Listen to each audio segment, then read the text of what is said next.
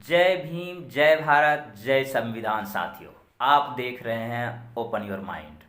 आज हम आपके साथ चर्चा करेंगे कि अंग्रेज़ों ने भारत में शूद्रों के लिए क्या क्या वह काम किया जो उनके फ़ायदेमंद साबित हुआ। शूद्र अर्थात जिसे आज के डेट में हम SC ST OBC कहते हैं। क्या आप जानते हैं नरबली के विषय में? नरबली जो कि शूद्रों की दी जाती थी अर्थात SC ST OBC, अंग्रेजों ने इसे रोकने के लिए 1830 में कानून बनाया था। क्या आप जानते हैं सन 1919 ईस्वी में अंग्रेजों ने ब्राह्मणों को जज बनने पर रोक लगा दी थी। अंग्रेजों ने कहा था कि इसका न्यायिक चरित्र अर्थात इसमें न्याय करने का चरित्र नहीं होता है। क्या आप जानते हैं शासन व्यवस्था पर ब्राह्मणों का 100% कब्जा था? अंग्रेजों ने उसे 2.5% पे लाके खड़ा कर दिया। क्या आप लोग जानते हैं अंग्रेजों ने अधिनियम 11 के तहत शूद्रों को 1975 ईस्वी में संपत्ति रखने का अधिकार दिया था।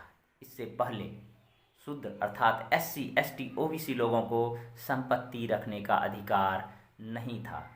इसका अगर आपको और भी विश्लेषण देखना है तो आप मनुस्मृति और अन्य पुस्तक, धार्मिक पुस्तक देख सकते हैं। क्या आप जानते हैं देवदासी प्रथा अंग्रेजों ने ही बंद कराई? इस प्रथा में यह होता था कि शूद्र समाज की लड़कियां मंदिरों में देवदासी के रूप में रहती थी और उससे जो बच्चा पैदा होता था उसे हरिजन का नाम दिया जाता था। क्या आप जानते हैं सन 1819 से पहले किसी शूद्र की शादी होती थी तो ब्राह्मण उसका शुद्धिकरण करने के लिए 3 दिन अपने पास रखते थे, उसके उपरांत उसको घर भेजते थे। इस प्रथा को अंग्रेजों ने 1819 ईस्वी में एक्ट 7 कानून से बंद करवाया। क्या आप जानते हैं चरक पूजा अंग्रेजों ने 1863 ईस्वी में बंद कराई? इसमें यह होता था कि कोई पुल या भवन बनने पर शूद्रों की बलि दी जाती थी। ब्राह्मण शूद्रों का पहला लड़का गंगा में दान करवा दिया करते थे क्योंकि वह जानते थे कि पहला बच्चा हिष्ट पुष्ट होता है, इसीलिए उनको गंगा में दान करवा दिया करते थे। अंग्रेजों ने इस प्रथा को रोकने के लिए 1835 ईस्वी में एक कानून बनाया था। क्या आप जानते हैं शूद्रों को 1835 ईस्वी में कुर्सी पर बैठने का पहली बार संवैधानिक अधिकार दिया। इससे पहले शूद्रों को कुर्सी पर बैठने का अधिकार नहीं था।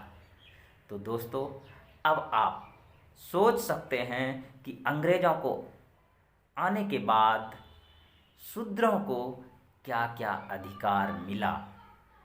अगर यह अधिकार मिला तो इससे यह निष्कर्ष निकलता है कि इससे पहले यह अधिकार नहीं था।